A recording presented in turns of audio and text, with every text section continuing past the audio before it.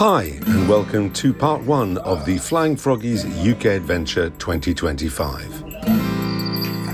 It's Wednesday, the 18th of June, and it's just before 8 o'clock in the morning. We're bringing the aircraft out of the hangar. They've already been fueled and checked out, and we're about to set off on the first leg of our UK trip. We'd originally planned to be 3 aircraft for this trip, but unfortunately the Foxtrot Papa Lima Uniform Quebec was unable to join us due to work commitments.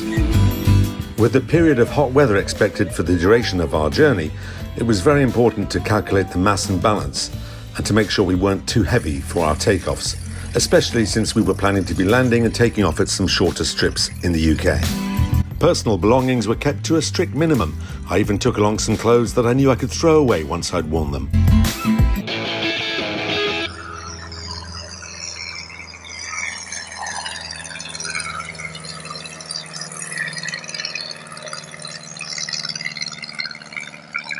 So the first leg was from Arcachon to Le Mans in the centre of France. It's pretty much a straight line north and slightly east. We had planned on this leg taking about 2 hours and 15 minutes, but my 100 horsepower engine did have some difficulty when faced with warm conditions and a slight headwind, getting us to a ground speed of more than 75 knots. We weren't surprised to see Foxtrot Romeo Bravo overtaking us along the route. Christian's aircraft is powered by a 140 horsepower Lycoming engine, which means that he is quite a bit faster than us.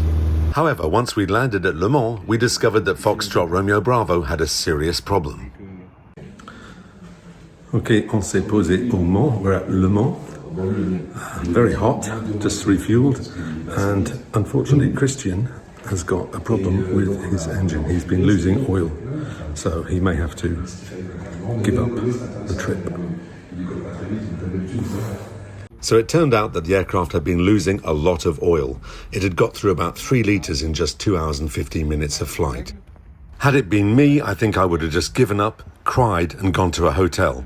Christian, however, just pulled himself together, whipped off the cowling and solved the problem, which was mainly down to a constricted oil breather pipe.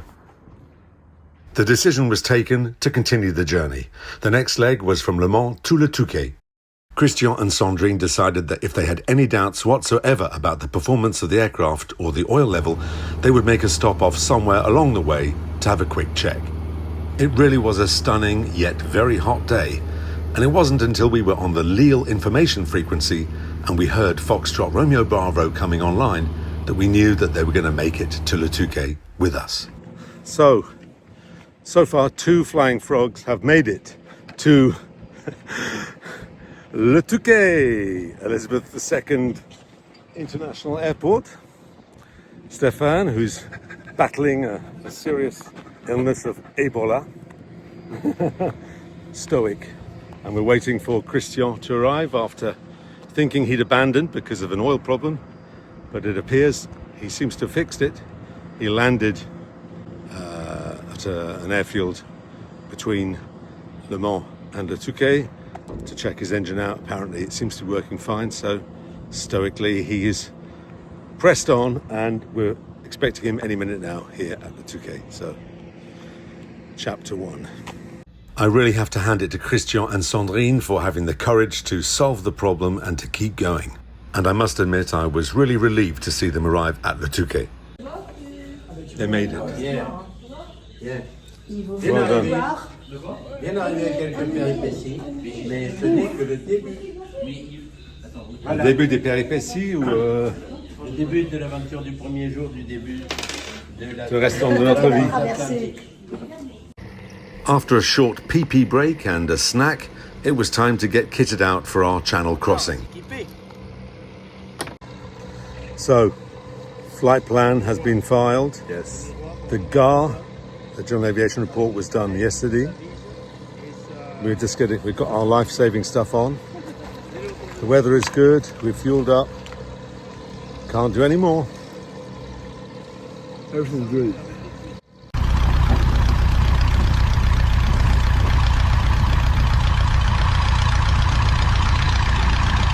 Big mistake not putting my baseball cap on for this particular leg. We were roasting.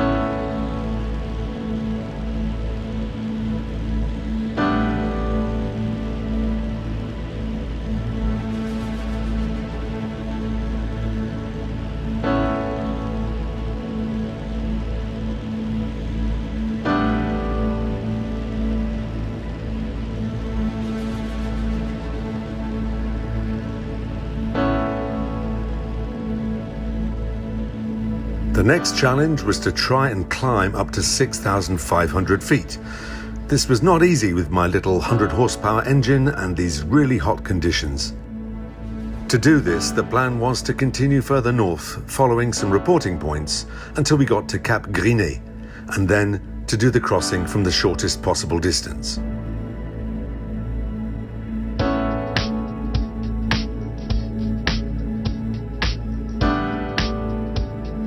My rate of climb really was painful, I must admit.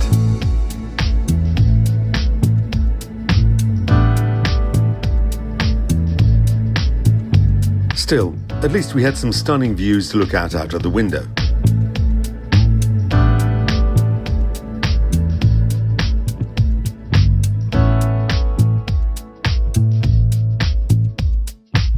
By the time we got to Cap Grinet, we managed to scrape a climb up to about 5,200 feet. That was good enough for us to start the crossing and to continue our climb up to 6,500. I have done this crossing a few times before. It's always a slightly squeaky bum moment because you're thinking, am I hearing a strange engine noise? Are we getting a strange vibration? Is everything working fine? That feeling does tend to disappear once you get mid-channel. Could it be the symmetry